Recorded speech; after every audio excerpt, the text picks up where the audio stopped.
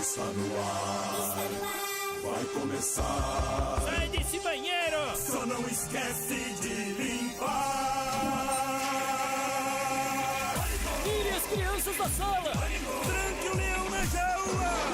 Pânico! Microfone ligado, Convidado sentado. Ouve essa merda, senão nós tá desempregado. Pânico! Um programa tão sensacional. Sucesso na cabeça do meu pai. Muito bem, meus amores, de volta aqui na programação da Jovem Pan. Nosso Robert aqui está hoje, é o Diego Neves. Diego tem 28 anos, é publicitário e empresário.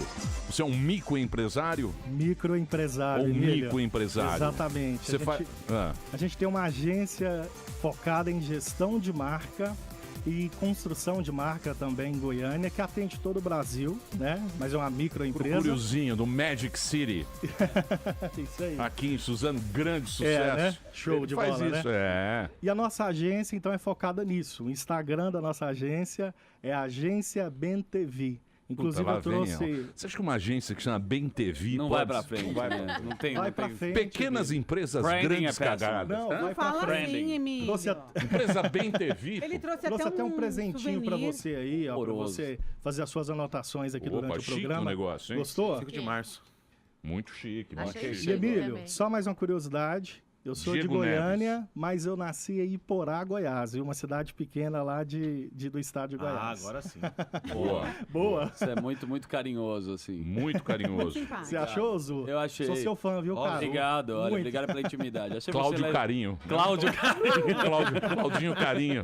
Isso. Cara, muito bom. Cláudio Carinho. Sou É. fã de todos vocês. Obrigado. Muito obrigado pela oportunidade aí. Foi muito bom aí. Valeu, Diego. Parabéns. Boa sorte lá na BenTV. Tá bom. A mudada do nome. BenTV é uma coisa meio de aviário, BenTV, não minha Mas é agência. legal. É um pássaro bonito Sim. que está no país inteiro, Sim. né? No Brasil inteiro, Mais entendeu? chato, A empresa né? é dele. Dá o nome que ele quer. Nossa. Ó, chegou a polentinha frita. A polentinha, ó. Ela quer dar. A polentinha Valeu, me deu um Paulinha. chute. Obrigado, viu, Paulinha? Já que ela deu o chute, eu vou cortar o quadro dela. Ai, mas, Emílio, Ele o quadro é não vai legal, mas não dá pra ela só entender falar o quem nome. manda Mas programa. não, esperando. Vai dar chutinho? Não, mas... Não tem quadrinho. Vai ficar pra amanhã. Esperando em Dublin hoje. Quem você convidou? Ela pré-produz. Vai mexendo com quem pode. Gostei do nome, bem Vai mexendo com quem tem o controle remoto na mão. Vai mexendo. BenTV é legal. Muito bem, hoje teremos uma presença ilustre nesse programa. Aqui está ela, pré-candidata à presidência da República pela Rede. A nossa querida Marina Silva vai estar aqui no Pânico. Você já pode mandar perguntas no @programa Pânico para Marina Silva, hoje pré-candidata à presidência. Aqui, participação de Cláudio Tognoli no Pânico. É isso, Paulinha? É isso. Amanhã Então- manda um beijo pra Dublin. Então vamos trabalhar.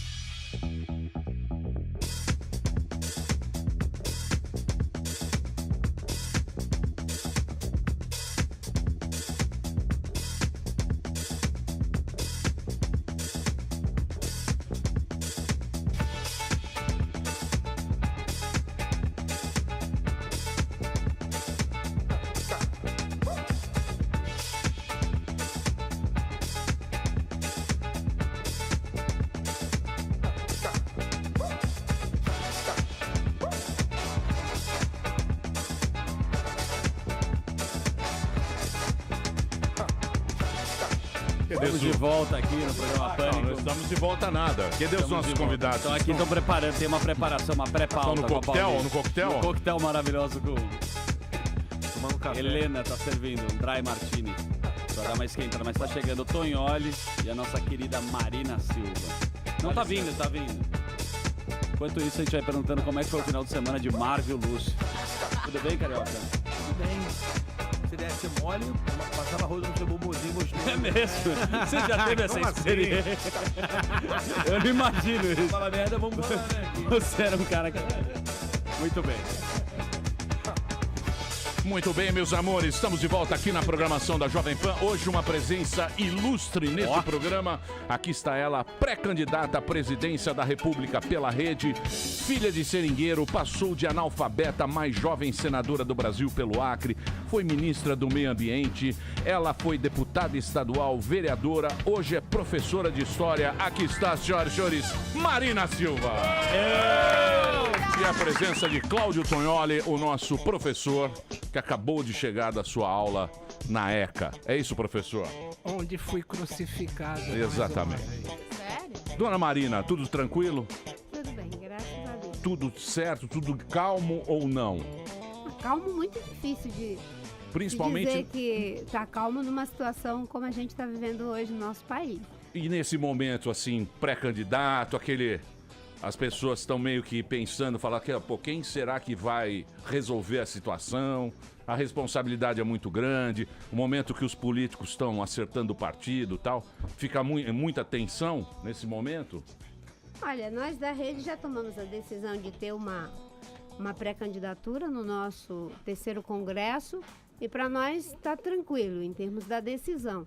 Obviamente que ainda tem muito chão pela frente, continuamos dialogando com os partidos que fizeram parte do nosso bloco em 2014, mas respeitando a dinâmica interna desses partidos, que alguns querem lançar candidatos. Então, do mesmo jeito que nós temos o direito de lançar, eles também têm, até porque é uma eleição em 2 turnos. Tudo indica que vai ser uma eleição muito pulverizada, com muitas candidaturas, mas eu costumo dizer que quanto mais estrela no céu, mais claro é o caminho. Muito bem. O problema dessa estrela é quando ela vai pra bandeira, né? E é vermelho. Marina, me fala uma coisa. Você era do PT, você foi ministra do Lula, né? E aí você saiu do PT. Você saiu do PT por quê? Você achou que não estava fazendo, eles não estavam fazendo os projetos sociais? Você achou que não estava indo de acordo com o objetivo primeiro? Olha, quando eu saí do Partido dos Trabalhadores, eu saí por divergências na questão ambiental. Eu saí em 2008 do Ministério do Meio Ambiente, porque houve uma decisão de parte do governo de revogar o plano de combate ao desmatamento da Amazônia. Naquele contexto, vendo a influência que o Mangabeira Unger tinha sobre o governo, a pressão do Estado do Mato Grosso e a pressão do Estado de Rondônia para revogar as medidas e achando que eles iam levar o presidente a um erro, eu pedi para sair e houve uma grande manifestação da opinião pública e nesse contexto eu saí. Mas já havia outras divergências que estavam ficando evidentes. Mas o que, por exemplo? Por exemplo, no episódio do Mensalão, inicialmente eu achei que aquilo não tinha base de realidade, depois eu fui vendo que de fato tinha base de realidade, mas o cerne da divergência no momento que eu saí do governo, em 2008, foi em relação à agenda ambiental. Depois se configurou que os outros desconfortos, de fato, eles eram graves. E aí eu fui para o Partido Verde e fui candidata em 2010. Me recordo. Isso, e tive uma votação que foi surpreendente, para mim mesma e para o Brasil, né, de 19 milhões e 600 mil votos, né, mostrando que o tema da sustentabilidade ele é importante para o Brasil. Até porque muita gente pensa que quando a gente fala de sustentabilidade, a gente está falando apenas de meio ambiente pelo meio ambiente. Na verdade, quando a gente fala que é preciso mudar o modelo de desenvolvimento, a gente está trabalhando com uma mudança em 3 níveis, né? De responsabilidade econômica, responsabilidade social e responsabilidade ambiental. Sem esse tripé, o mundo não caminha e a humanidade toda está indo nessa direção. E o que me deixa triste é ver que no Brasil esse debate não passa nem perto dos candidatos que têm uma visão desenvolvimentista, tanto os conservadores quanto os progressistas. Tá. Agora, tudo bom, Marina? Prazer Tudo ter bem, você aqui. prazer, obrigada. Outro dia, voltando da sua terra, pegamos o mesmo avião, foi um prazer, uma satisfação muito grande, uma pessoa muito educada. Aquele voo de madrugada, difícil. Exatamente, você me falando sobre a farinha de Cruzeiro do Sul. Obrigada por fazer a propaganda, é a melhor farinha do mundo. É isso aí. Não conheci Cruzeiro do Sul, mas adorei ter conhecido Rio Branco. A pergunta é a seguinte, você acabou de falar sobre 2008, que você saiu dos partidos trabalhos, porque você teve... Em 2009 eu saí do partido. Não, perdão, desculpa. 2008 você saiu do Ministério, em 2009 você rompeu com o partido, 2010 você se lançou candidato pelo PV. Eu queria agora, sinceramente, a sua opinião sobre o Lula. Eu queria que a senhora ache ele um criminoso. Se ele é um bandido, o que você acha do Lula? Porque provavelmente você foi parar no Partido do Trabalhador por causa do Lula. Provavelmente. Depois de todos esses episódios, todo esse tempo, você acha que o Lula é um criminoso? Eu fui para o Partido dos Trabalhadores por causa do meu compromisso com a agenda de defesa dos direitos dos seringueiros, dos índios. Naquela realidade difícil, os partidos tradicionais, PMDB, Arena, eles tinham uma posição totalmente contrária às lutas desses grupos que eram os excluídos entre os excluídos, Não entendo. dos quais Era eu fazia oposição ao parte. sistema. Não era oposição, uma questão de oposição ao sistema. Era defesa da vida mesmo. Eu nasci num regime de semi-escravidão, onde ser seringueiro era ser semi-escravo. E essas pessoas tinham total desrespeito por esses segmentos da sociedade. Então, eu sempre fiz parte das comunidades eclesiais de base e aprendi que política não era para a gente entregar na mão deles. E naquele tempo, o PT tinha compromisso com essas agendas. Eu acho que se perdeu completamente quando chegou ao poder e transformou todo aquele processo num projeto de poder pelo poder e não em um projeto de país. Essa é a minha crítica, inclusive com todos os desdobramentos hoje que a gente vê do âmbito da Lava Jato. O presidente Lula, lamentavelmente, se desconectou da sua própria história e trajetória. E nesse momento, ele está pagando pelos erros que cometeu. E eu sempre A senhora acha digo, que ele cometeu os erros mesmo? cometeu, com certeza Criminoso. cometeu. Olha, Se ele cometeu um crime? o desobediência, Ou é meio, eu tô sendo meio... a desobediência à lei, Aham. ela O torna é criminoso. punida na forma da sua reclusão. Agora, numa sociedade civilizada, as pessoas não ficam tripudiando do preso. Uma vez o preso sendo entregue ao Estado, ele está cumprindo a sua pena. Agora nós temos que nos voltar, não é para os empresários e os políticos que não têm foro privilegiado e que já estão pagando pelos seus erros. Nós temos que nos voltar para aqueles que estão escondidos atrás do foro privilegiado, dentro do Palácio Só a gente do não Planalto. votar neles. Não é só não votar neles, não. Não votar neles. Não, é muito simples. Um dos motivos. Aí então você está defendendo o mesmo argumento dos que dizem Também. que o presidente Lula não deveria ser punido, que era só concorrer à eleição. Não, porque o foro Não é privilegiado, a isso. senhora vai para outra instância. Não vou para... Lá no Supremo, você sabe como é que é, dona Marina. No Supremo Demora, é o seguinte, tem que acabar com o foro privilegiado. Sabe por que tem gente que prefere dizer que é melhor no voto? Porque assim preserva o Renan, Também. assim preserva o Aécio, assim preserva o Romero Jucá, assim preserva o Temer, assim não é isso. preserva o... Tô dizendo que é um primeiro... O Moreira Até esse foro privilegiado sair fora, vamos primeiro... A eleição está em outubro. Então vamos... Não, primeiramente, isso aí, com é o primeiro certeza. passo, é isso. Nisso você tem razão. Eu até primeiro tenho passo. isso. Você tem razão. Enquanto não cai o foro privilegiado, a população pode fazer uma ajudinha para a Lava Jato, né? Nós já temos a Lava Jato, agora a gente pode fazer a Operação Lava Voto. É isso que eu defendo. Candidata, sobre isso, desculpa, você está falando... na tua primeira resposta, você falou que você desacreditou no mensalão no começo e depois você acreditou que aquilo de fato era um esquema mega para roubar. Você teve a mesma percepção da Lava Jato ou você acreditou na Lava Jato desde o começo? Acho que no caso da Lava Jato é uma questão de crença, não é? Os autos, as investigações feitas pela Polícia Federal, pelo Ministério Público, elas demonstraram um sistema gravíssimo de corrupção envolvendo os grandes partidos e seus satélites. Não dá para achar que não existe crime quando alguém devolve 100 milhões de reais, como é o caso do Barusco. 50 milhões é encontrado dentro de um apartamento de um ex-ministro da Dilma e do Temer. Então, a Lava Jato mostra nos autos, com documento, com uma investigação fora do Brasil, fazendo cruzamentos altamente sofisticados para poder rastrear os crimes que foram cometidos por empresários e por políticos. Além do mais, nós tivemos um grave problema, que não é só a Petrobras, e os fundos de pensão, e Belo Monte, e o BNDES, os bancos. o Banco do Brasil, a Caixa Econômica. A gente pode ficar aqui um tempão, a venda de medidas provisórias. Gente, eu fui senadora por 16 anos. E quando a gente ia para o debate, eu achava, poxa, esse pessoal é duro de convencer, a gente põe todos os argumentos e mesmo assim não tem nada que convence essa gente. Hoje eu descubro que não tinha argumento que os convencesse, porque eles estavam vendendo o seu voto, vendendo medida provisória. Gente, isso é o fim da República, aonde os políticos estão dentro do Palácio do Planalto, dentro do Congresso, sabe, dentro do Congresso são quase Mas o Lula 200, vendeu também. 200 que são Não, mas não é o Lula, é todo mundo. Não, o Lula vendeu o Eduardo Cunha. Eduardo Cunha, você viu quantos ele vendeu, Eduardo Cunha? Ô Marina, mas você não acha que a gente é muito ingênuo de achar que tudo isso vai mudar como um passe de mágica?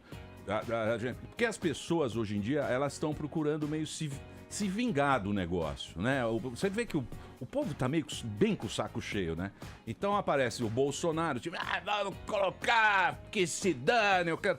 A figura dele, mostrando ser um cara assim mais durão, revoltado, berrando, gritando, arma, tal, não sei o quê. Isso é meio perigoso, né, pra gente fazer essa... Mas é o sentimento do povo. O povo quer alguém que resolva imediatamente esse negócio. Porque a gente sabe que, no fundo, os políticos, as raposas, elas estão preparando alguma coisa. Não acha que eles vão falar, não, beleza, o Brasil mudou, agora tudo vai ser diferente depois da Lava Jato. Eles também estão se preparando. Você não acha isso? Você acha que é ingenuidade achar que as coisas vão mudar para melhor? Para alguns pode ser ingenuidade, para outros é má fé. Dizer que vai mudar num passo de mágica é má fé. Um país que tem 13 milhões de desempregados não muda num passo de mágica. Um país que tem os problemas de segurança pública que nós temos não muda num passo de mágica. Um país onde se leva meses para poder receber o resultado de um exame não muda num passo de mágica. Uma situação em que nós temos mais de 60 mil pessoas que são assassinadas por ano, nada disso muda num passo de mágica, não é? Algumas pessoas podem até acreditar nisso, mas tem alguns que vendem esse tipo de ilusão de má fé. Agora, o que a gente tem que dizer é que é possível começar a mudar. É possível começar e para esse começo é acreditar na sociedade. A sociedade brasileira é quem pode dar uma saída para esse momento difícil que a gente está vivendo. Sabe por quê? Porque os partidos estão desacreditados, a maioria das lideranças políticas também, e a sociedade já deu grandes contribuições para o Brasil. Se você pensar, quem foi que pensou no Sistema Único de Saúde? Saúde para todos. A luta dos sanitaristas, a luta de médicos comprometidos. Quem foi que iniciou um programa de combate à fome e à miséria? Todo mundo acha que foi o PT. O PT deu escala, não é? E o PSDB também já teve programas nas prefeituras, o Cristóvão lá no Distrito Federal. Mas quem começou foi a sociedade, com o Betinho, com o bispo Dom Mauro Morelli. Quem foi que Irmã começou... Irmã Dulce na sua forma, mas o Betinho levantou a bandeira mesmo. Isso aqui tem que acabar com essa iniquidade no plano macro. Quem foi que apresentou a proposta de proteção do meio ambiente? Hoje o movimento para melhorar a qualidade de vida nas cidades vem da sociedade, não é? Mesmo na economia, quando foi ali a transição do Fernando Henrique para o Lula, sabe por que deu certo? Porque um grupo de economistas, junto com empresários decentes, entregaram a agenda perdida para o Palocci. E o Palocci teve a inteligência de deixar boa parte da equipe do Fernando Henrique, o Murilo Portugal, o Bernardo Api, o Marcos Lisboa, uma série de pessoas, certo? A sociedade agora... Esses caras perderam o bonde, né? Perderam o bonde, mas... O Lula perdeu o bonde, o Fernando Henrique também perdeu o bonde. O problema do Brasil é que sempre perde o bonde. Tem a oportunidade. Mas em que momento perdeu o bonde, Emílio? Em que momento perdeu o bonde? Perdeu o bonde de fazer as reformas. Mas em que momento, especificamente? No momento que o Brasil tava com dinheiro. Porque... Eu tenho uma ideia do momento. Opa, aí por favor. Sim. Porque agora a gente vai ter problema. Eu tenho uma ideia. Você sabe, Marina, você sabe que o ano que vem o cara que entrar, ele vai ter um puta problema fiscal. Ele vai ter que pedalar lá. Ou você acha que o cara que ganhar a eleição vai conseguir, ou vai ter que fazer esse acordo que o Temer tá tendo que fazer lá? Bem, em relação à questão... Você tá ferrado, hein? Você tá ferrado, hein? Obrigada, porque você tá achando que eu Cê vou tá ganhar. ferrado, Obrigada. Eu vi, Ele acabou de declarar o voto. Ele Você tá já- ferrado, hein? Já me deu a vitória, obrigado, tô Se feliz. prepara. Mas peraí, tem Joaquim, tem Joaquim. Toca a Não, mas Barbosa. deixa ele escolher, tem o poxa Ciro. vida, ele acha Sai que vai daqui. ser eu. Tem o Ciro. Ele acha que vai ser eu, é um direito dele. Então, Claro que é um direito. Primeiro, né? Depois eu vou falar do que tu colocaste aí. Quando começou? Acho que começou quando os partidos que antes deram uma contribuição real para o Brasil se perderam em projeto de poder pelo poder. O PSDB deu uma importante contribuição ao Brasil com o Plano Real, certo? Equilíbrio das contas públicas, controle de inflação, todos aqueles elementos da política macroeconômica do Plano Real. Foi uma boa contribuição. O PMDB, lá atrás, era o grande guarda-chuva da democracia, lembra? E o PT foi o partido da inclusão social. Só que quando o Fernando Henrique entrou, o que o Sérgio disse? Isso aqui é um projeto de 20 anos, ou seja, já se aferraram ao poder. O PT, quando ganhou, o Zé Disseu, o que disse? Um projeto de 20 anos, já se aferraram ao poder. E aí, quando você entra na lógica do poder pelo poder, vale tudo para ganhar as eleições. Se tiver que roubar, começam a roubar, maquiar contas públicas, começam a maquiar contas públicas. Porque não discute mais projeto de país, é só projeto de poder. Foi aí que se perderam. É por isso que eu digo que gente boa existe em todos os partidos. O problema é que os bons estão no banco de reserva e os ruins passaram a reinar. Em relação a... Foi você que disse, né? Quando eu chegar lá, não é? A gente tem sim como equilibrar as contas públicas. Só que eu não faria como fez o governo. Mas sem fazer essas reformas que tem que fazer? Não, as Porque isso aí é ruim, né? Pra voto é ruim. Não, mas as reformas, elas são importantes. Reforma política, reforma da Previdência, reforma tributária, são importantes. O problema é que o Temer não tem credibilidade nem legitimidade para fazer reforma. Nem ele nem a Dilma disseram que iam fazer reformas. Aliás, eles dois ganharam as eleições de mãozinhas dadas, dizendo que no Brasil estava tudo divino, maravilhoso. Dizendo, inclusive, que eles tinham governabilidade 100%. Quem é que não lembra daquele filmezinho que foi feito pelo João Santana no programa da Dilma, mostrando, para aprovar uma PEC, quantos deputados eram necessários? Eu só tinha 37 no PSB e que, portanto, eu seria caçada, seria empichada em função de não ter deputado. A Dilma tinha quase 300 deputados, 400. O que aconteceu com ela? O Temer tem a mesma coisa, não conseguiu entregar a reforma da Previdência. Não é uma questão de quantidade, é uma questão de credibilidade, legitimidade. Se a sociedade fizer uma mudança de estatura, a régua muda. Eu fui ministra durante 5 anos, 5 meses e 13 dias. Eu nunca recebi nenhuma insinuação de qualquer coisa indecente durante os meus 16 anos de senadora. Mas você é muito brava, Marina. Não, não é Os caras têm medo de você. Você é muito brava. Você é pequenininha, mas você é brava. Ela é aquela mulher arretada. Seringueira, pega, né? Não. Seringueiro não dá pra brincar, não. O candidato. Eu tô com o Chico Mendes, pô. Emílio, aqui. posso fazer uma pergunta? Pois não. Marina, gostaria de saber se você ganhar a eleição, você pretende privatizar a Eletrobras e a Petrobras? Se sim, qual é a vantagem para o consumidor? A Petrobras, com certeza não. O sistema misto que nós temos, com a iniciativa privada fazendo parte e o governo como acionista majoritário da Petrobras, funciona e funciona muito bem sem a corrupção.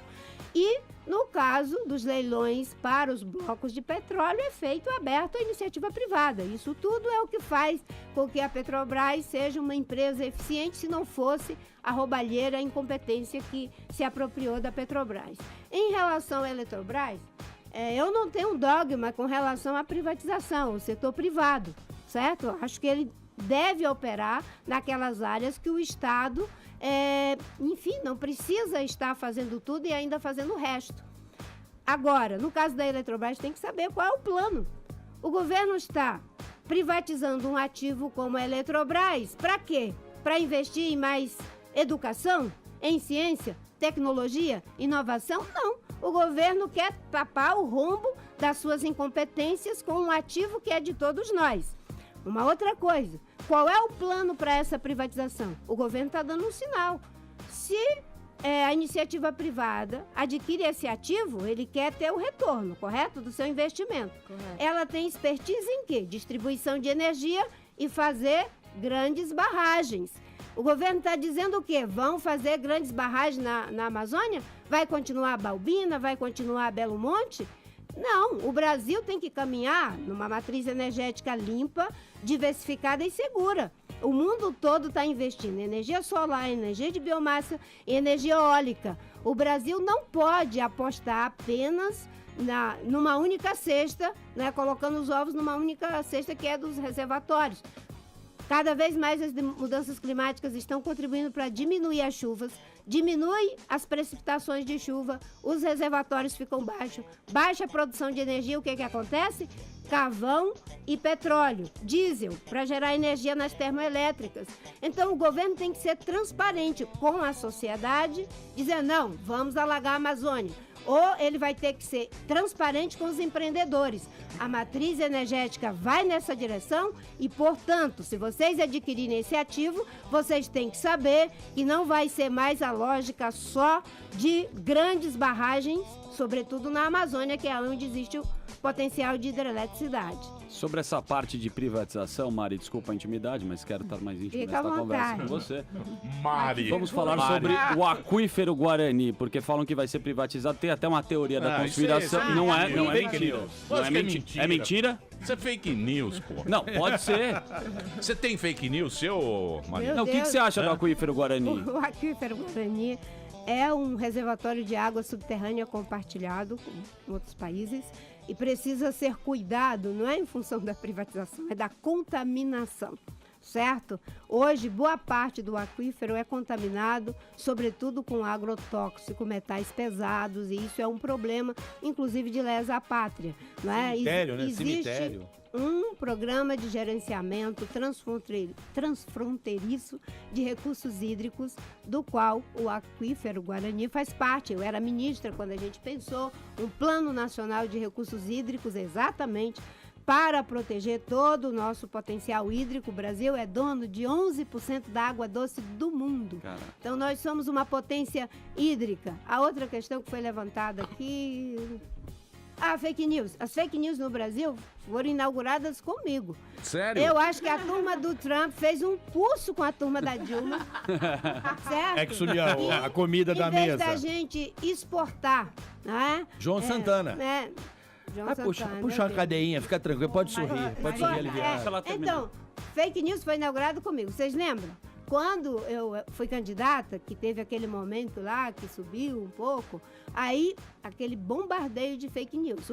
Marina, se ganhar, vai acabar com Minha Casa Minha Vida, o Bolsa Família, a transposição do São Francisco, o Pronatec, o Ciro de Nazaré, vai acabar com tudo, gente. Eu não era uma candidata, eu era uma exterminadora do futuro.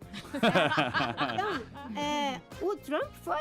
Enfim, cafezinho, né? O João Santana, com dinheiro de Caixa 2 e de Caixa 1, à custa do contribuinte, fez uma fraude eleitoral.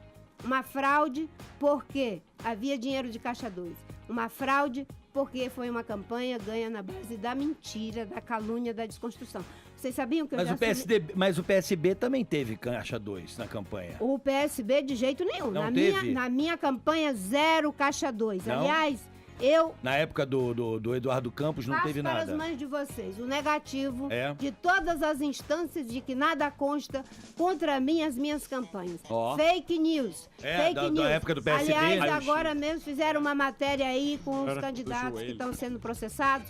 Tenho 33 anos de vida pública, não tem um processo contra mim. E não é porque não trabalho, não. Fui senadora há 16 anos, deputada estadual, vereadora, ministra de Meio Ambiente, candidata à presidência da República, agora pela terceira vez. E também não significa que os que estão sendo processados já sejam de antemão culpados. Tem muita gente que pode estar sendo processado e Não tem nada a Mas ver. ninguém vai pra cadeia no fim. Vê o Não, malufão vai. lá, doutor Paulo. Já tá cheio Já de... tem alguns- Paulo tá aí, ó. Cheio de laudo. Tá aqui na Rua Grécia. Não, tem alguns que Doutor tão Paulo tá indo. aqui na Rua É Grécia. verdade, tomando meu chá da tarde. Candidata, uma tem questão. E vou dizer uma coisa pra você, só não É apareceu... uma delícia, quer aparecer lá, aparece. O diagnóstico dele só não apareceu unha encravada. Das doenças que ele tem. Ô, Emílio. Candidata, Você tem uma acha que pergunta cade- pra você, que é o seguinte. O PSDB trouxe como a sua pedra de toque o Plano Real. O Lula veio com um tripé que O triplex. Não, tô zoando. praticamente se mostrou farsês, com Bolsa Família para pobre, carro financiado a 90 meses para nova classe média e BNDES para rico. Qual vai ser a pedra de toque do teu governo que você pode anunciar na campanha? Bem, tem uma coisa no Brasil que a gente precisa começar. Primeiro, conquistas não devem ser fulanizadas nem partidarizadas. Conquistas é para serem transformadas em direito e institucionalizadas.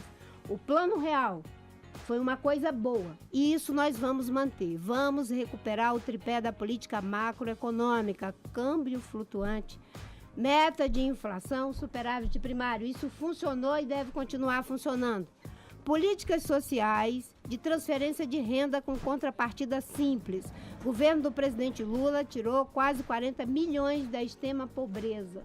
E eu sei o que significa o Bolsa Família na vida de uma pessoa pobre, porque faz parte da minha trajetória de vida já ter passado fome. Agora, o que nós vamos fazer é transformar o Bolsa Família em direito, uma lei, para que, independente se é PT, Rede, PSDB, PMDB, é um direito. A pessoa não precisa ficar votando eternamente por gratidão num grupo para não perder o benefício. Isso é o atraso. Isso são as políticas que, em vez de libertar as pessoas para que elas votem por convicção, elas votam porque estão devendo um favor. Então, isso nós vamos fazer. E vamos apontar para um novo ciclo de prosperidade. Esse pessoal todo aí, a maioria, olha para o retrovisor. O mundo está mudando.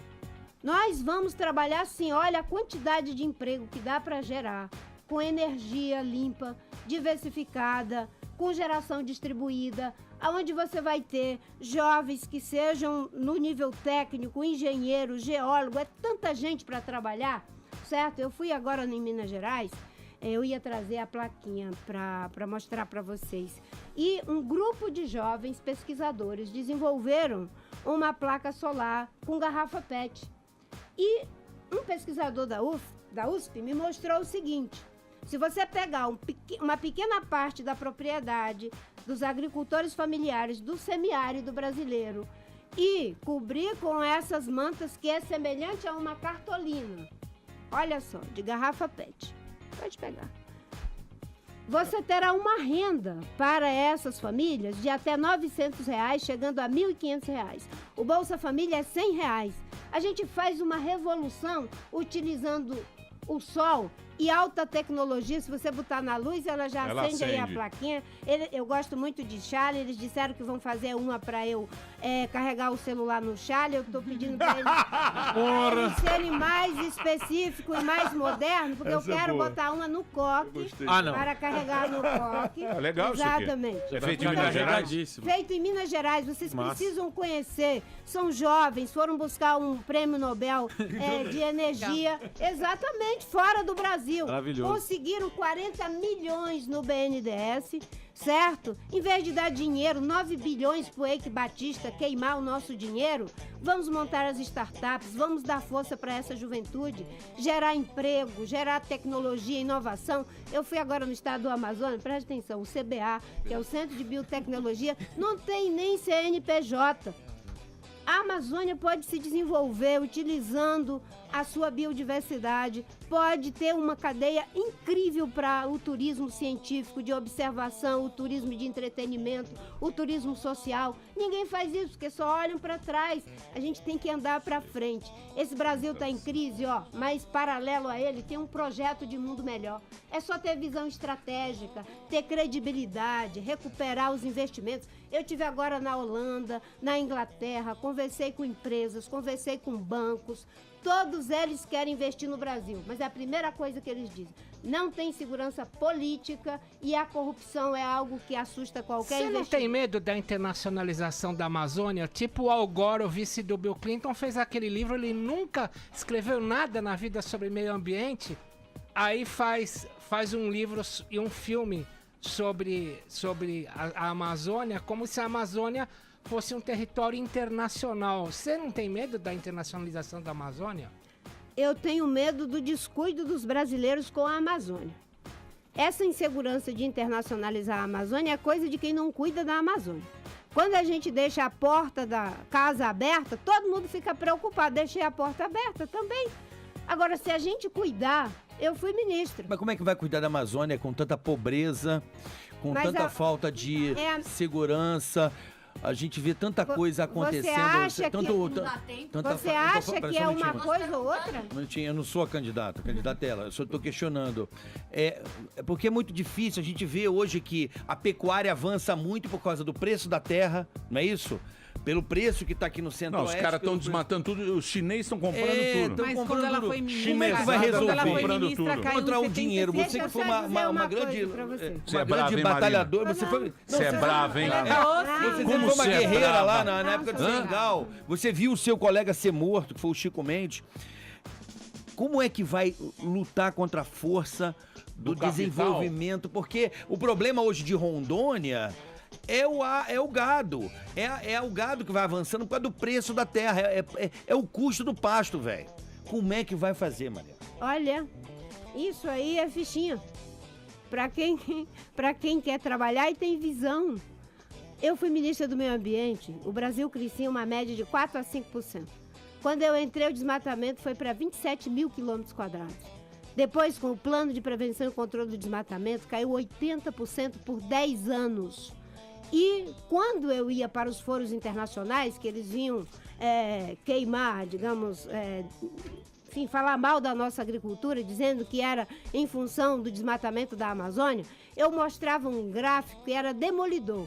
O Brasil subia, o agronegócio subia, o desmatamento caía. Mas vocês sabem o que foi preciso fazer para poder reduzir o desmatamento? Foram criados 24 milhões de hectares de unidade de conservação da minha gestão. Foram presos cerca de 725 criminosos, foram implodidas 86 pistas, foi aplicado em torno de 4 bilhões de multas e nós apreendemos 1 milhão de metro cúbico de madeira. Alguém sabe o que é 1 milhão de metro cúbico de madeira? São aqueles caminhões enormes, cheios de tora, um colado no outro, de São Paulo ao Rio de Janeiro. Foi isso que foi apreendido, por isso que o desmatamento caiu. E criamos um sistema de detecção do desmatamento em tempo real. E os dados eram transparentes para a sociedade. Todo mundo dizia, não, isso é uma loucura, você vai ficar exposta, vai ser constrangida. Eu dizia, eu quero ser constrangida mesmo. Eu quero que a sociedade veja que lá na fazenda tal, do deputado tal, do empresário tal, tem um desmatamento. Ah, mas não dá para ir lá porque não tem o propriedade helicóptero. privada. Dá para fazer sim. E a agricultura. Na Amazônia tem lugar para pecuária, para o extrativismo, para o turismo, para grandes e pequenos. É só você utilizar a tecnologia. As pessoas querem aumentar produção com a pecuária extensiva. Mas é possível, não precisa ser nem intensiva como é na Holanda, semi-intensiva. A Embrapa já desenvolveu tecnologias que dá para dobrar a agricultura brasileira sem precisar derrubar mais um pé de mato. Nós temos 300 milhões de área agricultável. Só na Amazônia nós temos em torno de 17 milhões de hectares que estão abandonados ou semi-abandonadas. Recuperar isso e devolver para a produção. A agricultura de baixo carbono na Embrapa dá para fazer de uma forma em que o agricultor vai, inclusive, se sentir em paz, porque não vai ter que ficar mais sendo achincalhado porque está destruindo a Amazônia. Então, é possível preservar, é possível juntar a economia com a ecologia, gerar emprego, combater a pobreza e ser um país que avança. Marina Silva está muito otimista, senhoras e senhores. Muito otimista. No Eu próximo não bloco. sou otimista, Está eu sou muito otimista. persistente, eu sou Ó, persistente. no próximo bloco a gente volta. Mande sua pergunta aqui, @programa Pânico, pra você seguir. O Twitter da Marina é Silva_Marina, o Instagram é _Marina Silva_ e o Facebook Marina Silva. Daqui a pouquinho a gente volta com a pré-candidata à presidência da República pela rede Marina Silva aqui na Jovem Pan. Nós vai ali e volta, nós só vai ali e volta já. Pânico. Não esquece que nós estamos transmitindo o Pânico com imagem. Pânico também é TV. Ligue seu iPad, celular, computador ou assista a gente no aplicativo da Jovem Pan ou no jovempan.com.br. Jovem Pan.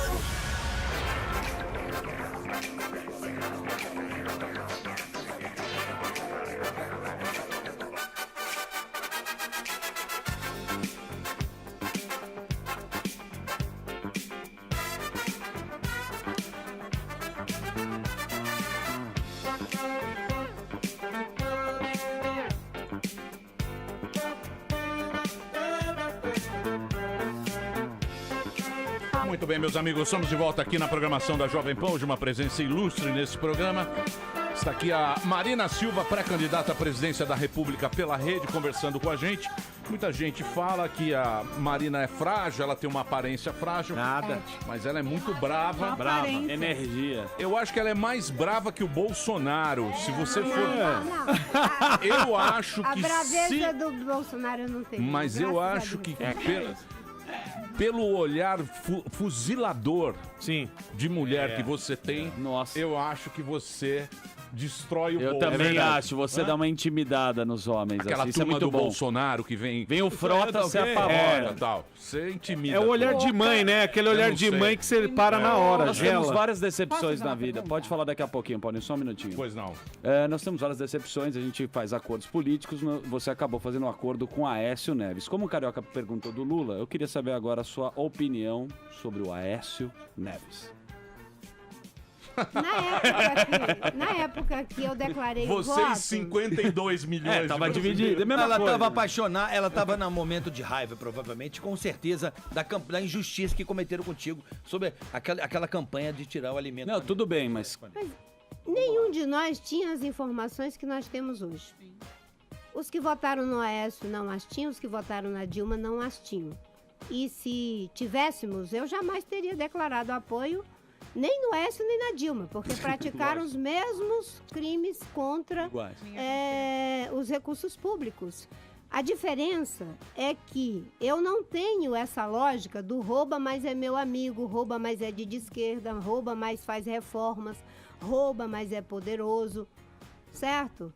Não podemos ter dois pesos e duas medidas, a gente tem que ter um peso e uma medida. Aliás, o fim do foro privilegiado é exatamente para isso. E sabe quem foi que sugeriu para levar o Aécio no Conselho de Ética? Fui eu.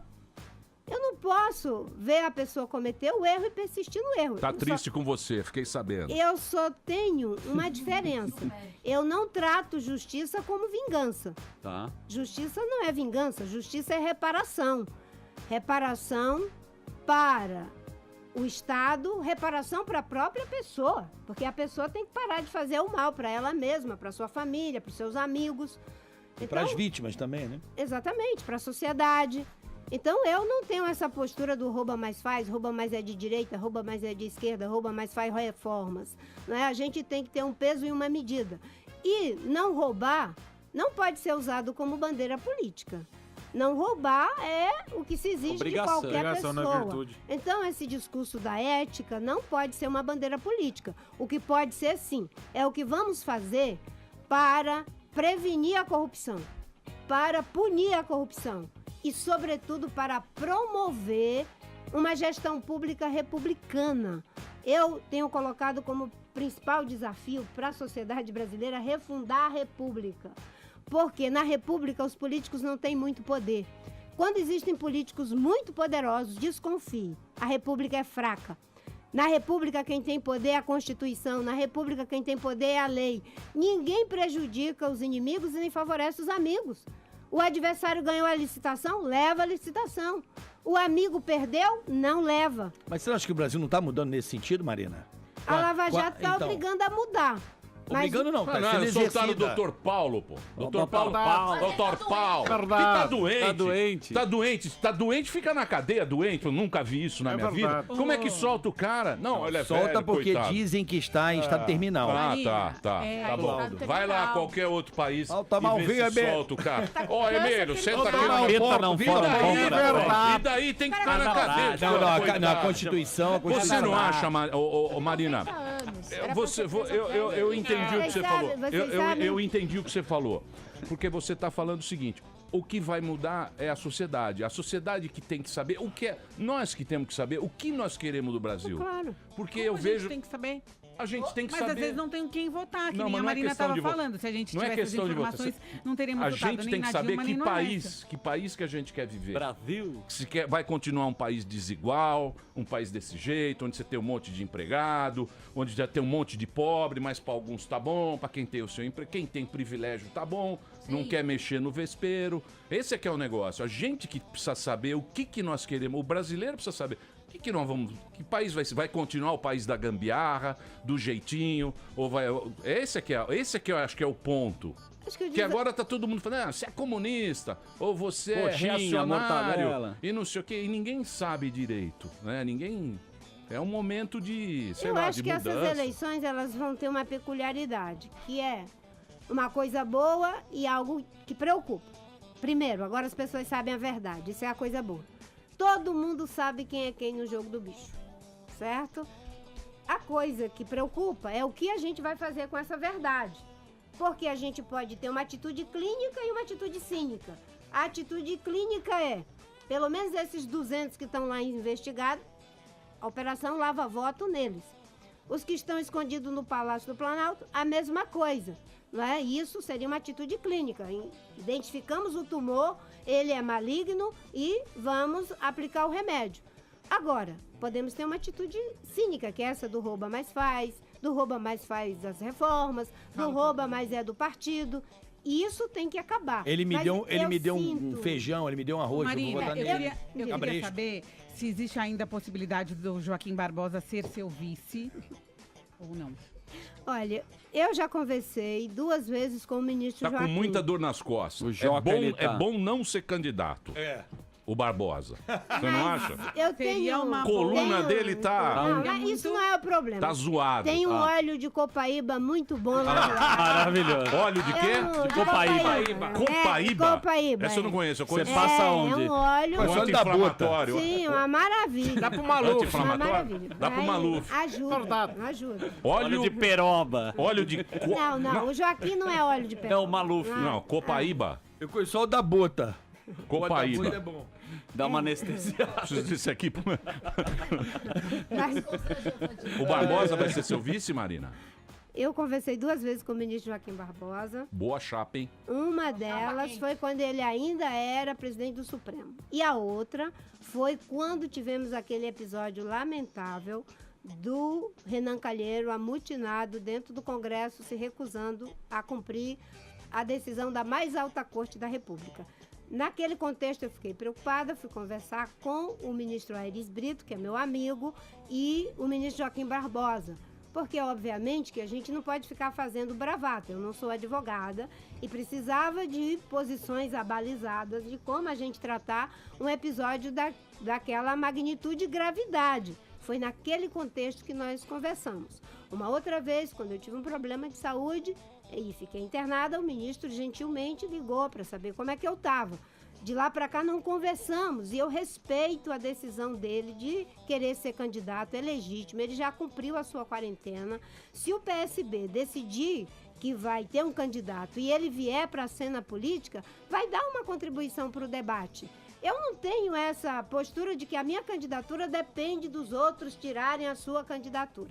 Aliás, eu tenho uma visão muito particular em relação a essa questão do voto, transferência de voto, né? As pessoas acham que o voto é de alguém, o voto não é de ninguém, o voto é do eleitor. Então, eu dialogo com o PSB, com os partidos que caminharam comigo em 2014, mas numa relação de respeito.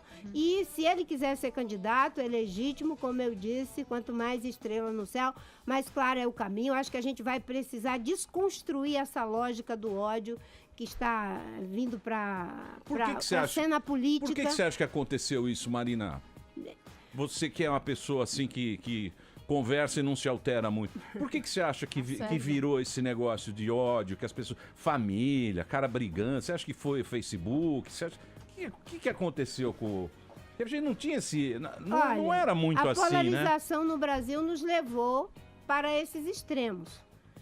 E o Brasil é um país que historicamente é polarizado. A gente viveu a polarização colônia, metrópole, império, república. A gente viveu as polarizações econômicas quando foi mudando o modelo econômico, a liberdade, a escravatura. O Brasil tem uma raiz polarizada. E se a gente vem para um período mais recente, aí é a Arena MDB, depois vai para PT, PSDB, e essa polarização já nos levou para o fundo do poço. É isso que aconteceu. Agora, se a gente transformar isso em ódio, como alguns querem, a gente vai para um poço sem fundo. Porque já nos roubaram muita coisa, já nos roubaram os fundos de pensão, a Petrobras, Belo Monte, Banco do Brasil, e agora estão querendo roubar a nossa União. O Brasil não vai para lugar nenhum, a gente brigando uns com os outros. Antigamente a gente divergia, mas a gente sentava na mesa do bar, quem ia para a mesa do bar, com o diferente. Hoje você não pode sentar nem no banco da igreja. Hoje não pode mais nem ter almoço em família, porque começa uma briga. E os grandes partidos que conseguem ser o guarda-chuva, eles são como se eles fossem protetores da tua existência no mundo político. Para você existir, você tem que se abrigar embaixo do guarda-chuva do vermelho ou embaixo do guarda-chuva do azul. Se você é você mesmo, se prepare para apanhar de todos eles ao mesmo tempo agora. E eu me recuso a isso. Eu não tenho que pedir um salvo-conduto nem para o PT, nem para o PSDB, nem para ninguém. A gente tem que ter as ideias da gente, a gente não pode trocar liberdade por segurança. Hoje as pessoas estão intimidando as pessoas em relação à sua opinião. Na democracia eu posso pensar, defender as minhas ideias e deixar que os outros defendam a sua. Muita gente fala de liberdade de expressão, mas é da sua expressão. Muito fala da alteridade, mas esquece que o outro também tem direito a se colocar na cena política, na cena social, na cena cultural, no processo das várias dinâmicas da diversidade do Brasil. O Brasil é um país maravilhoso, é um país diverso. O sonho de Brasil que a gente deve ter é o sonho de um país que seja economicamente próspero, socialmente justo, ambientalmente sustentável, politicamente democrático para não acontecer o que acontece na Venezuela e culturalmente diverso. Nós somos um país que ainda tem 220 povos que falam 180 línguas. Temos cerca de 28 povos, Emílio, que nunca foram contactados por um branco. Tem gente que acha que a nossa maior riqueza é a Petrobras. Não é. É a nossa diversidade cultural, é a nossa capacidade de conviver com a diferença, mesmo diante das injustiças contra negros, contra índio, contra mulheres, contra gay. Nós somos um país que não pode perder a sua raiz, que é da união e da solidariedade. Eu vivi em bairro de periferia no Acre, bairro de Invasão, Cidade Nova, Vila Redenção, Tangará. Morei no Seringal. Sabe como é que a gente sobrevive? É graças à união. É isso aí. Boa. A gente empresta um pouco de sal, um pouco de açúcar. Sim. Uma mulher fica com o filho do outro para poder ir trabalhar, procurar emprego. Candidata, tem uma resposta que talvez você seja a única pessoa no Brasil capaz de esclarecer o ouvinte do Pânico. E se refere a algo que eu considero uma roubalheira. No governo Fernando Henrique, vieram aqui pro Brasil o Bill Clinton e o secretário do comércio dele, o Roy Brown, que aliás morreu num acidente de helicóptero na Bósnia, e convenceram o Fernando Henrique a comprar sem licitação de uma empresa americana chamada Raytheon, um negócio chamado CIVAM, Sistema Integrado de Vigilância da Amazônia, que, diria o Fernando Henrique, é capaz de mapear toda a extração ilegal da Amazônia. Anos depois, e 1,4 bilhão, que foi o que custou depois, o que esse CIVAM fez pela Amazônia, da qual você entende tanto, candidato?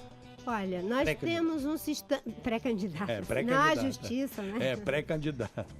Então, nós temos um sistema de monitoramento por satélite. É uma série histórica que vem monitorando o desmatamento da Amazônia já há quase 30 anos, ou mais de 30 anos. Isso é um trabalho fundamental. Qual é a diferença que nós introduzimos a partir de 2004, quando eu fui ministra do Meio Ambiente? Os dados que são detectados numa parceria Sul-Sul de um satélite, eu acho que é um satélite chinês, que faz esse monitoramento por satélite, combinado inclusive com o CIVAM, CIPAM, uma série de outros mecanismos, o Instituto de Pesquisas Espaciais faz esse monitoramento, foi que nós introduzimos a detecção do desmatamento em tempo real. Antes, você fazia todo o monitoramento, quando chegava no fim do ano, você dava um dado preciso. Foi desmatado tantos % da Amazônia, mas já era liquidado, o fato já era líquido e certo. Nós criamos um sistema que ia fazendo monitoramento sem tanta precisão, mas que possibilitava a intervenção no local em que ele estava acontecendo em tempo real. E foi isso que nos levou a ser eficientes no combate ao desmatamento. O trabalho que vem sendo feito de monitoramento da Amazônia, polígono por polígono, mostrando a evolução do desmatamento, as áreas antropizadas que já temos, é um trabalho muito importante que está no Instituto de Pesquisas Espaciais. Mas e o SGDC? É uma evolução, o SGDC. Traduz a sigla. O novo satélite que o Brasil acabou de colocar. Sim, que acabou de... Pô, pelo amor de Deus. Brasil, o primeiro satélite brasileiro que vai tomar conta da Amazônia, que vai prestar banda larga para a Amazônia. Então, a Amazônia já... Wi-Fi grátis para a Amazônia. Eu acabei de ver em Brasília. A senha é surita gostosão. Não. Agora estão montando uma base em Brasília muito interessante, que vai ajudar grátis. Muito. Você vai entrar lá, vai ter Wi-Fi para macaco. Dória. Ô, Marina, é o seguinte, presta atenção. Eu tenho informações, eu tenho informações, já saiu a pesquisa do segundo turno. Tá você e o Bolsonaro. Uma ligeira vantagem. Isso aí, tá ok, Marina? Nós vamos uma ligeira vantagem pra Marina. É mesmo? Uma ligeira... Bolsa. Já que o Alckmin já era. Vai sair agora, vai sair na... Eu já recebi essa informação. Tonholi passou pra mim, obrigado, Tonholi. Nada. Tonholi sabe tudo. E o Joca? Nós temos no segundo... Não, porque tá aquele rolo. Lula saiu, Lula não tá mais lá, tal, não sei o quê. Tem 2 no segundo turno. Tem o Bolso e a Marina, uma ligeira vantagem a Marina. Eu quero saber por que, no próximo bloco, por que você está com esta ligeira vantagem com o Bolso. Eu quero saber o que você acha do nosso querido Bolsomito. É verdade. Bolsomito. Ela já fez uma cara do tipo... Daqui a pouquinho a gente volta aqui na programação da Jovem Pan e quero saber também por que você acha que você está em primeiro nessa lista, que no segundo turno vai dar Marina. Boa. Vamos ver isso aí. Bicho. Tá com moral. Obrigado, Vitor. Quem tá com moral? A Maris, pô. Chegou muito chegando. Brava. Não é muito brava. Ela é um amor. Brava. Eu achava que ela era... só tem cara de brava. Não, ela é Esse brava. coração é... Ela lindo. fuzila com o olhar. Sim, é igual mãe. Não, Ela é verdade. fuzila com É o igual olhar. mãe. Parece que ela vem com a... natureza é grande. Muito bem, meus queridos, de volta. Hoje uma presença encantadora, uma presença ilustre nesse programa. Pré-candidata à presidência da República pela rede, Marina Silva está conversando aqui com a gente no Pânico. E veja você, minha querida Marina, a dúvida que paira na sociedade. A sociedade treme. Tem um ouvinte aqui que ele fala: estou adorando o programa. E me colocou, e o programa me colocou em dúvida. Agora, em quem votar? Tenho ideias que apoiam o Bolsonaro, mas tenho ideias que defendo a Marina. Agora eu não sei o que fazer. Olha lá. Ou seja, os caras estão completamente perdidos. Morgadinho, Tem uma pergunta. O Morgado tem pergunta. Mas eu posso dar um conselho. Na dúvida, vote Marina. Tá vendo? Marina, eu queria fazer uma pergunta pra senhora, que é o seguinte. Há muito tempo o pessoal já vem falando sobre as urnas eletrônicas e o Paraguai agora, recentemente, não quis que fosse utilizado o voto das urnas eletrônicas e foi manual. Queria saber sua opinião e se a senhora acha que tinha que ter o voto impresso também, junto, já para não ter esse retrocesso de ser totalmente manual, se acha que vale a pena ser impresso e você colocar lá na urna. Eu acho que o voto impresso ajuda a resolver esses questionamentos todos que são feitos e por técnicos competentes.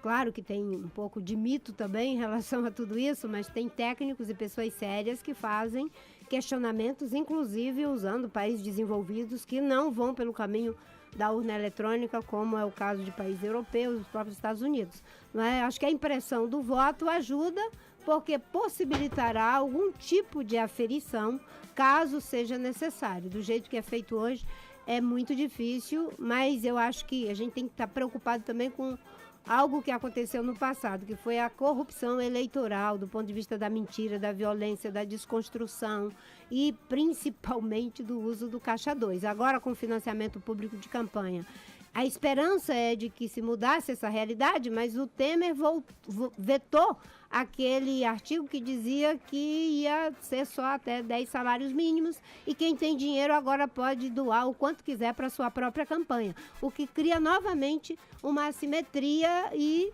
não se tem uma situação de equidade no processo da disputa. Mas o voto impresso pode ser uma alternativa, sim. Candidata, vou A Marina me achará. Tá. Por favor, você primeiro. Marina tá quietinha. O Vila tava bravo com você, o professor Vila. Ah, é, o Vila? O Vila falou, onde está a Marina? Onde é que você tava, Marina? Onde é que você falaram tava? Falaram até que a Marina é igual ao álbum de figurinha, só aparece de 4 em 4 anos. Foi o que me disseram aí. É, uma injustiça. Você acha? Mas eles falam esse negócio de Marina sumida. Primeiro eu quero perguntar, vocês estão me vendo, não estão? Sim. Então tá todo mundo me vendo. Então, aqui eu tenho certeza que, enfim. Mas eu trabalhei muito, sabe?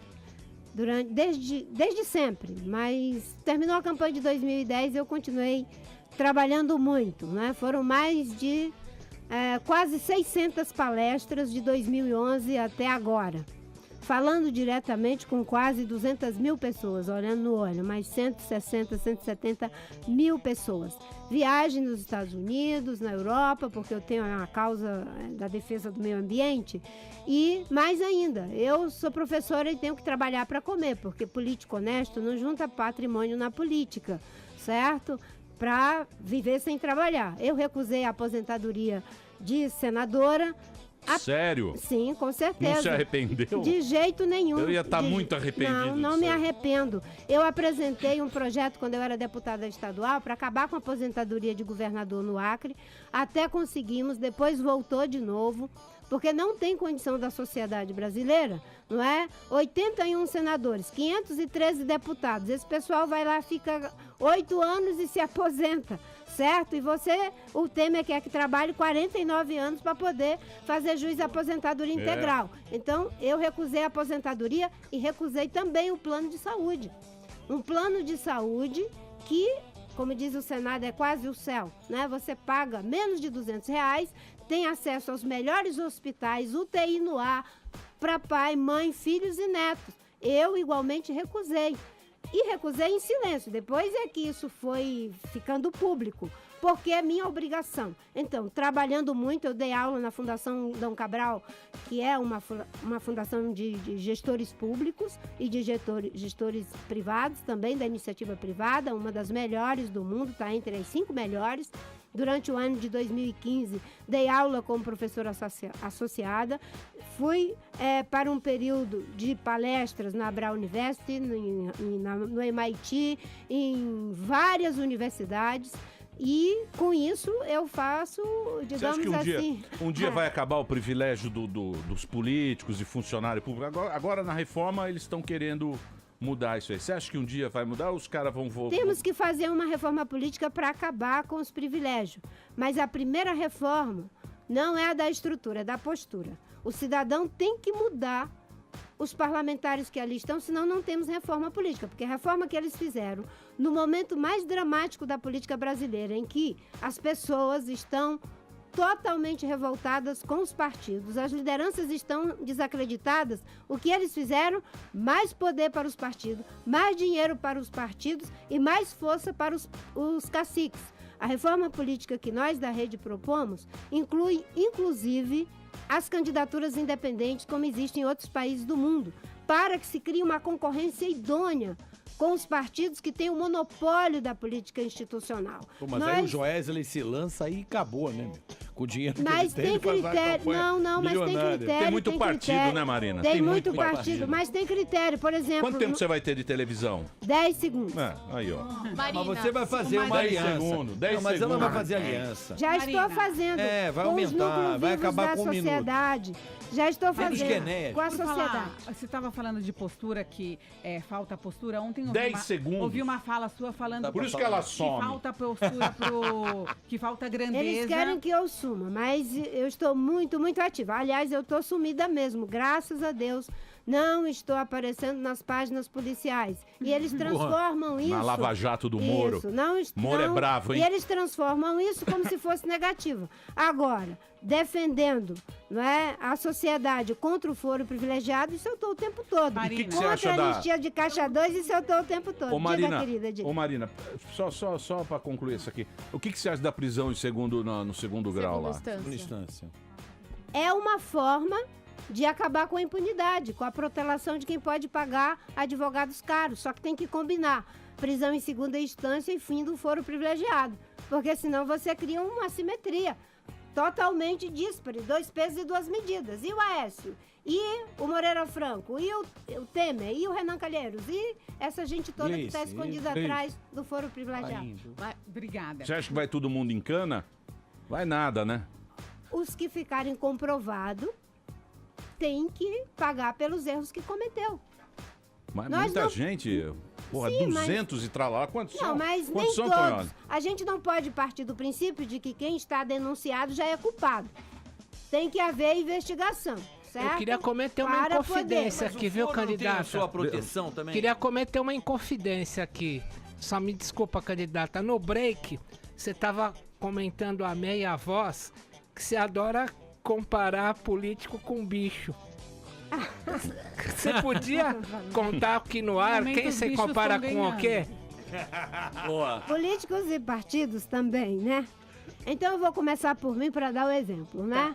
Nambu Macucal. Agora vocês perguntam por quê.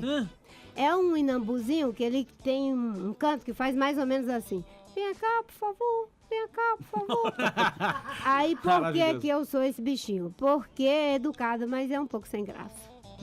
Qual político mais? Você podia contar? Partido, PMDB, É. Tatu Canastro. Por quê? Tem um corpo grande, tem muita força, mas a cabeça é pequena. E o Bolsonaro? O Bolsonaro eu tenho que arranjar um animal exótico. Peraí, porque senão o povo vai correr atrás do bichinho. Uma hiena. E o Lula? O Lula, o PT eu sempre dizia que era o jacu. Jacu é uma ave da Amazônia, uma ave grande, mas também tem no Cerrado, não é? Isso na época que o PT era um partido pequeno, né? Porque eles começam uma dupla, uma musiquinha bem baixinha assim que ele canta mais ou menos, tá ruim, aí vai fazendo um barulho ensurdecedor. Na época que era oposição, era sempre tá ruim. Agora, com os problemas que estão vivendo, também tá Era um ruim, tá ruim, jacuzão, tá ruim. agora é um jacuzinho. Marina, se você não fosse Eita. se você não fosse candidata, em quem você votaria? Bem, eu sou candidata e eu não posso trabalhar com essa hipótese. Eu sou candidata, isso é um dado de realidade. Joaquim Barbosa. Eu tenho uma pergunta sobre segurança Posso fazer minha pública. pergunta? O que você pensa Precisa sobre fazer. segurança pública? Nós estamos com um problema, com uma epidemia, de uma escalada de Ó. violência.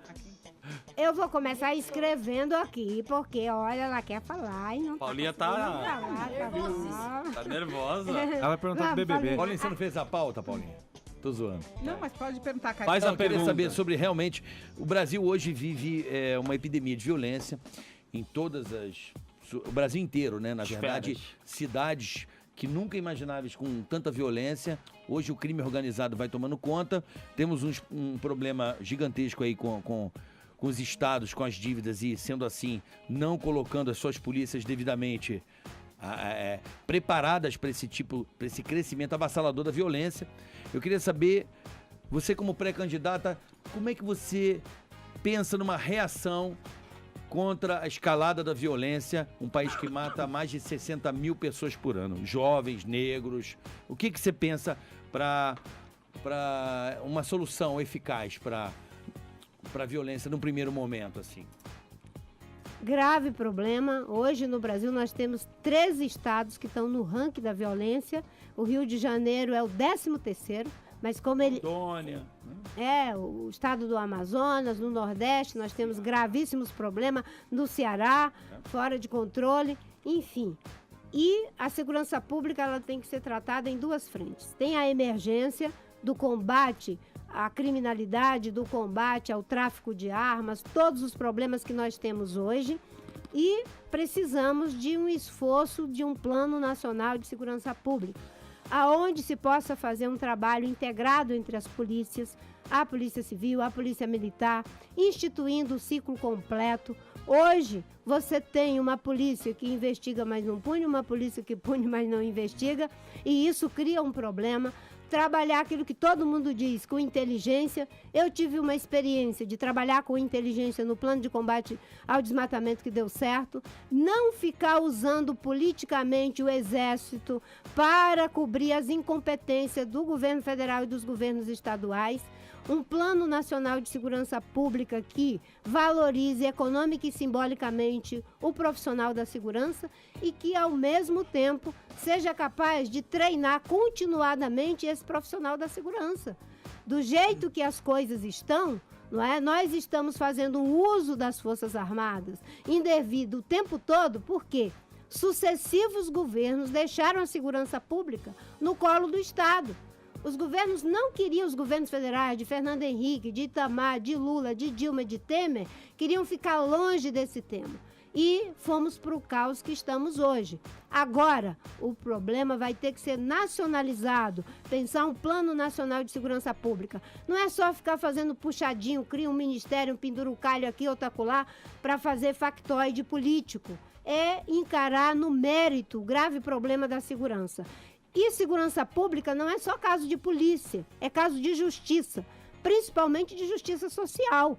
Não é? As pessoas não têm educação de qualidade, não têm oportunidade de ter um trabalho, não têm entretenimento, não têm como sair do lugar que vive porque estão presos pela milícia, pelo tráfico, muitas vezes por uma polícia violenta. Então, segurança pública é combinar polícia e justiça, e principalmente justiça social de forma estruturada. Boa. Muito bem. O Tonholi pode me corrigir, mas parece que Donald Trump ele saiu do Acordo de Paris no ano passado, foi 2017, não foi isso? Foi. De emissão de gases, poluição. A gente falou aqui, você que fala com maestria sobre a parte ambiental, se você tivesse possibilidade de falar com Donald Trump, o que você falaria, o que você questionaria? A visão atrasada do Trump em relação aos temas das mudanças climáticas, mas diria para ele que a sociedade americana e os empresários americanos estão dando um bypass nele, porque mesmo eles sendo contra, eles continuam fazendo. O estado da Califórnia continua investindo em energia limpa. Uma boa parte dos empresários não querem voltar à produção de energia com exploração em base no carvão, e a sociedade planetária vai começar a taxar carbono nos produtos. Nós vamos ter que reduzir, não é, a quantidade de carbono em cada coisa que a gente produz. Se os Estados Unidos não acompanharem essa agenda, eles vão pagar um preço alto no futuro, e os empresários já notaram isso. Isso é a razão econômica, mas existe a razão ambiental, a razão ética. O planeta está aquecendo. Se ultrapassar 2 graus de temperatura, nós podemos comprometer o futuro da vida, o futuro do planeta. E a humanidade, graças a Deus, não é, tem uma inteligência coletiva muito maior do que o governo atrasado do Trump. Mas você não acha que quando acordar para essa... Quando a gente acordar para esse negócio, não vai ser um pouco tarde? É que muita gente já está fazendo o dever de casa. Nós, por exemplo, quando nós reduzimos desmatamento na Amazônia, nós deixamos de lançar na atmosfera mais de 2 bilhões de toneladas de CO2. A contribuição do Brasil representou 14% de tudo que tinha que ser diminuído no âmbito do protocolo de Kyoto durante toda a vigência do protocolo. Então, quando a Europa está sinalizando na busca de uma matriz energética limpa, o nosso esforço é para ter os meios e os recursos para que os países em desenvolvimento não tenham que repetir o que já foi feito de errado na Europa, nos Estados Unidos, nas economias desenvolvidas. E para isso nós vamos precisar do financiamento para essa nova matriz energética, para essa nova base produtiva, e vamos precisar, sobretudo, de transferência de tecnologia, que na linguagem da ONU é transferência de tecnologia. Mas eu trabalho com a ideia de acordos de cooperação técnica, onde a gente seja capaz de produzir conhecimento conjunto na África, na Ásia, na América Latina, para que a gente possa avançar. Muito bem. Bonito. Amanda Ramalho, você que está linda com esse cabelo da... Não é Calbi, não, é da Selena Gomes. Ah, boa. A Amanda, ela está em Hollywood e as pessoas não viram. Ela obrigada, você está indo Calbi, obrigada. Você está moderna, o público, o afegão médio, considera um Calbi, mas eu sei que é a nova tendência de cabelos em Hollywood. Eu vou clarear como Selena. Se você olhar a Selena Gomes, é esse cabelinho, é moda. Tá triste? Não, eu tô com sono. Assim, ó, o Flávio Rocha veio aqui e ele também é um pré-candidato. E ele falou uma coisa que me deixou um pouco... causou estranheza na minha pessoa. Eu queria saber a opinião da senhora. Ele acha que essa eleição vai ser disputada através dos debates dessas pautas mais familiares. Aborto, religião, não sei o que, essas coisas mais... Ele falou pauta de costumes, né? De conservadorismo. É uma coisa que não está muito no governo. Não é o governo que delimita a minha religião, ou se eu sou a favor ou contra o aborto ou a legalização das drogas. O que a senhora acha disso, desse tipo de pauta num debate? Você acha que empobrece ou enriquece? Bem, de 2010, 14, esses temas começaram a surgir muito nas campanhas e, obviamente, que se há o desejo da sociedade de debater, deve ser debatido. No entanto, ele deve estar integrado aos vários outros assuntos. E como você disse, nós vivemos em um Estado laico. No Estado laico, os direitos civis das pessoas são preservados, a liberdade de expressão é preservada. Não é? Inclusive aqueles que advogam que se tenha um governo teocrático não conhecem a contribuição que a reforma protestante deu para o mundo. Foi graças a Martinho Lutero que se começou o debate para separar a religião do Estado, para que se tivesse escolas que não fossem escolas confessionais e para que as pessoas tenham liberdade de expressão religiosa, de expressão cultural, social, e um governo deve cuidar dos interesses da população, independente do gênero, independente da orientação sexual, independente do credo. Isso é o Estado laico. Mas o debate pode ser feito. Eu acho que não precisa ser feito o embate, criando ódio cada vez maior entre os diferentes setores, porque a gente tem que respeitar a diferença, a gente tem que respeitar a diversidade. Eu tenho mais de 33 anos de vida pública, né? Sou cristã, sou da Assembleia de Deus, certo? E sempre tive uma atitude de respeito com as pessoas. Você não vai encontrar um projeto de lei que quisesse... Mas você é pra Frentex. Muito pra Frentex. Quem é mais pra Frentex, você ou Bolsonaro? Mais pra Frentex. Bolsonaro pra Frentex. O Bolsonaro não é pra Frentex? Ele é pra O que você acha do Bolsonaro, Marina?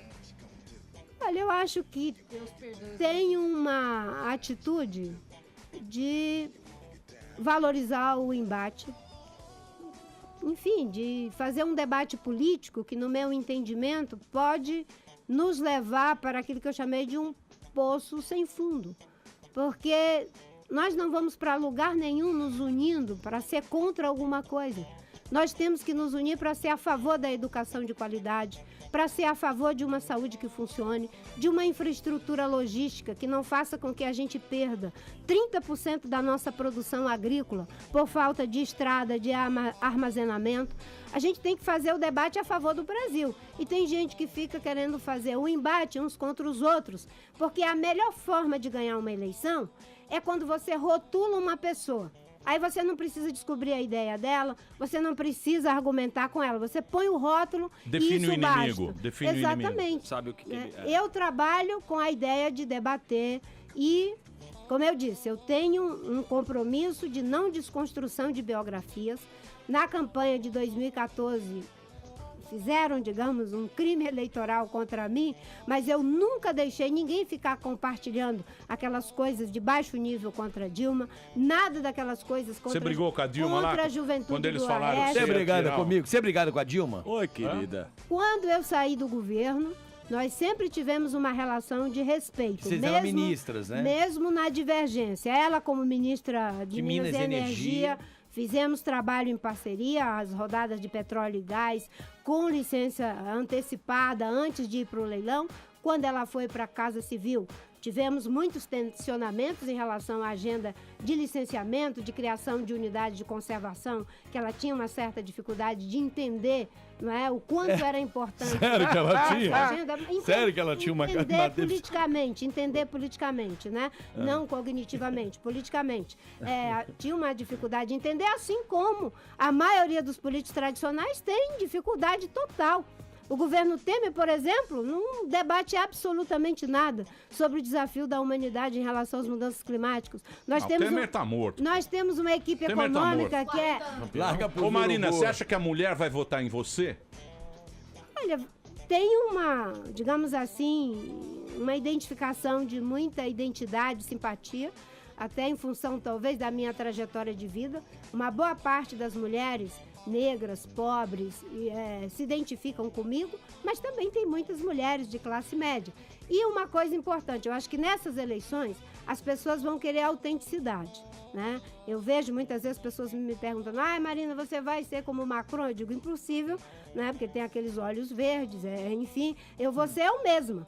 E eu acho que as pessoas querem autenticidade, saber qual é a ideia, qual é o pensamento e principalmente a trajetória de vida, né? Quando eu falo que sou a favor de políticas sociais, que a gente tem que voltar a crescer, reduzir gasto público, ter responsabilidade fiscal, mas sem prejuízo das políticas sociais. Quando eu digo que o Bolsa Família deve ser um direito, eu digo isso com base numa experiência vivencial de quem, não é, já teve o primeiro filho como indigente no hospital público. Mas e o dinheiro para pagar tudo isso? Pagar a saúde, pagar esses benefícios. E o dinheiro? Funcionalismo público De onde vem o... Olha, o tesouro. Primeiro nós vamos voltar a crescer. Voltando a crescer, com certeza nós poderemos aumentar nossas receitas, serão insuficientes. Nós vamos ter que fazer uma reforma tributária que, inclusive, com a simplificação dos tributos, a gente consegue arrecadar mais. Boa parte do tempo das empresas é gasto pela complexidade de tantos impostos. Vamos ajudar, sim, a população de baixa renda a ter melhor condição de vida, não é? Não tributando a cesta básica. No Brasil, a gente tem uma injustiça. Os pobres pagam mais do que os ricos impostos. Se você tira a tributação da cesta básica, você já está fazendo um processo de aumento da renda do trabalhador, das pessoas que vivem em condições de vida difíceis. O mercado vai pôr o preço. O dono do mercado, ele não aguenta. Ele põe o preço. É igual a gasolina. Vamos cortar. A gasolina nunca baixa. Nunca reduz, você né, tem Emílio? que criar mecanismos de controle. Nunca reduz. A política econômica... Você cria mecanismos de controle para que isso aconteça. Uma sociedade justa, ela começa também por novas posturas. Eu não acredito que depois que os empresários mais ricos desse país foram para a cadeia, que se continue com essa ideia de que vale tudo pelo dinheiro ou vale tudo pelo poder. Não vale tudo. O que nós precisamos agora é de uma outra regra, de uma outra métrica, né? De governos que se baseiam pelo programa, que têm condição de fazer avaliação de desempenho das suas políticas, que é capaz de montar as equipes técnicas com base em comitê de busca, para não ficar botando apaniguados como é feito. É uma outra chave. Eu fui ministra do Meio Ambiente e eu fiz isso. Uma boa parte dos meus técnicos eram do governo anterior, porque eram pessoas ambientalistas e competentes. Uns vieram da iniciativa privada, outros vieram da academia, outros vieram de movimentos sociais, mas todos passaram por um processo de avaliação. Mas você não acha que vai continuar isso? Porque vai ser um governo de coalizão, do mesmo jeito. O Gatinho Angorá é das Minas de Energia. Minas de Energia, o Angorá, não é? Angorá é do governo. Não, mas meteu agora lá, agora ele é ministro, o Gatinho Angorá. Gatinho Meteu? Angorá é ministro das Minas Energias, não entende patavina. Você não acha que vai na continuar reforma, né? na reforma agora, pra pegar o forozinho. Sei como é que é. Mas você não acha que vai continuar assim? Porque não é um critério técnico, né? É um critério político pra gente ter os técnicos. O cara da Minas Energia, ele entende do negócio, ele faz de... Mas aí, Emílio, juntando na tua pergunta, se a gente pegar o Aldemir Bendini, ele era, né, Marina, um técnico, começou como a menor O Bendini aprendiz. lá da Petrobras? Não, o Bendini que é do no Banco do Brasil. Do Mas Banco- depois foi pra Petrobras. Começou no Banco do Brasil como menor aprendiz em 1978. Se corrompeu todo, Não, mesmo ele sendo aprendeu, um ficou técnico. sabendo, soube demais. Você tem que ter mecanismo de controle e transparência, ter mecanismos que façam com que a gestão pública, de fato, não tenha verdadeira caixa preta em relação aos programas e aos projetos.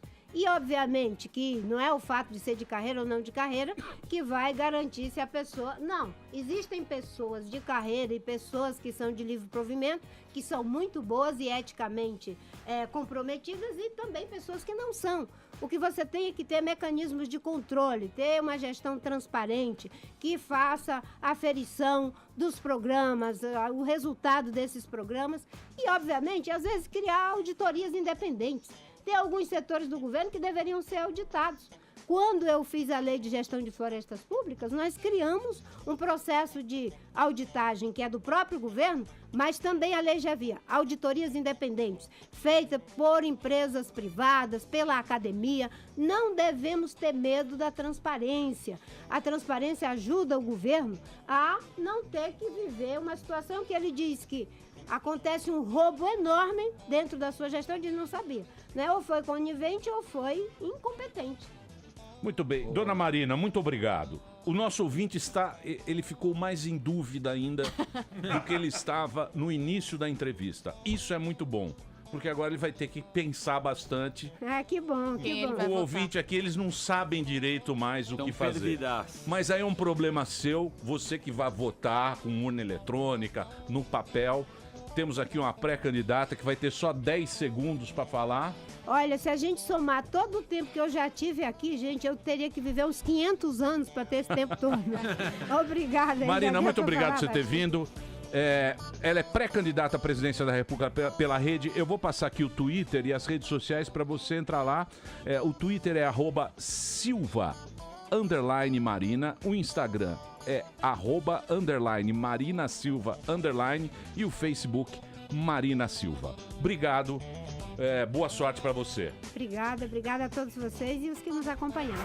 Muito bem, meus queridos, eu vou me pirulitar. Amanhã estaremos de volta aqui na programação da Jovem Pan. É isso, Ramê? É isso aí. Você está lindinha. Posso dar um recadinho? Lógico. Rapidinho, voando? Meu querido Morgadinho. Boa, quinta-feira agora, lá em Santo André, no Hilários Comedy Bar, farei meu show solo pela primeira vez em Santo André. bilheteriaexpress.com.br para comprar o seu ingresso. Quinta agora. Rogério Morgado. Sim, lá em Santo André. Santo André. E eu estarei em Laje sexta, sábado, Floripa. Alô, Floripa. Aí sim, hein? Pedro Ivo, rapaziada de Florianópolis aí. E o espetáculo tá muito bacana. É isso aí, bichão. E amanhã ao meio-dia, aqui na programação da Jovem Pan. Boa. Vocês querem saber quem vem amanhã? Quem vem amanhã? Surpresa. Surpresa? Sim, uma surpresa. Tchau, gente. Até amanhã. Valeu, obrigado. Terminou! Mas já terminou?